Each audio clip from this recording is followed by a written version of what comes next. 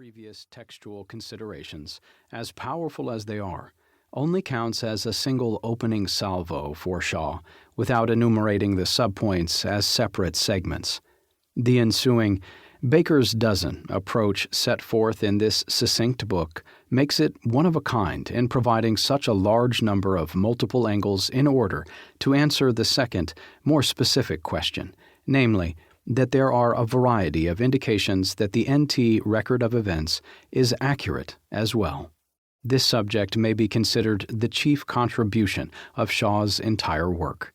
For example, the majority position among recent critical scholars is that the four canonical Gospels are Greco-Roman bioi, a genre that is a generally factual means of narration rather than simply storytelling or recounting the great feats of past heroes. In the ancient world, this genre provided the background direction for a historical treatment.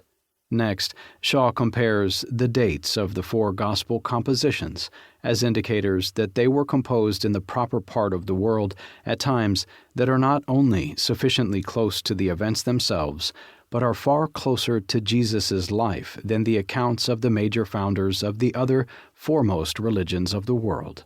Further, it is also acknowledged by critical scholars that the NT epistles, in particular, contain oral creedal teachings that clearly predate them from the very earliest phase of Christianity. These traditions existed prior to both the epistles in which they were recorded and the Gospels. Most often, critical scholars hold that these usually quite brief statements are dated originally to the 30s AD. Their veracity is confirmed by comparing them to the most reliable sources, both in the NT as well as elsewhere. Next, Shaw discusses gospel authorship and background considerations that lie behind these four canonical works, comparing pointers to their veracity that are provided by non-NT statements. Historical criteria supply yet another angle on the reliability of the Gospels, providing major and minor tests that may contribute to the likelihood that the events in these volumes actually occurred. They include standards that may serve as keys for recognizing historical events, such as having the testimony of eyewitnesses or multiple textual attestation from several sources.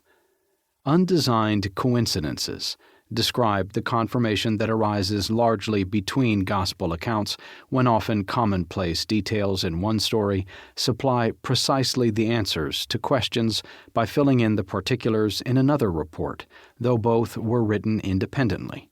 While archaeology generally does not cover large amounts of material, its narrow foci frequently help verify individual aspects that may be quite crucial in an overall investigation or even in establishing a minute point. More than a dozen non-Christian sources provide helpful outside information from unbelievers regarding Jesus and the beginnings of Christianity. Christian sources from beyond the canon supply still more data. The dates from both of these categories begin from just prior to the close of the canonical material. Contrary to much popular opinion and criticism, the NT canon of books was not accepted or recognized as inspired because it was chosen by a church council centuries later and only after much debate. Rather, the very earliest post-NT writings immediately used by far the two largest sections of material in the NT, the Gospels and the Epistles of Paul, teaching that they were both authoritative and inspired. Last, the NT taught, and believers confirmed down through the ages, that personal benefits result from reading, studying, memorizing, and meditating on Scripture.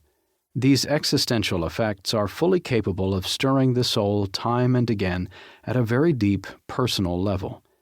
This may include being thoroughly and newly enlightened, even when having read the exact same passage a brief time before may not have provided such a personal blessing.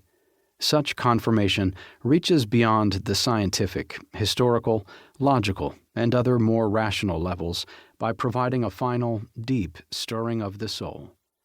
The last of Shaw's evidences for the reliability of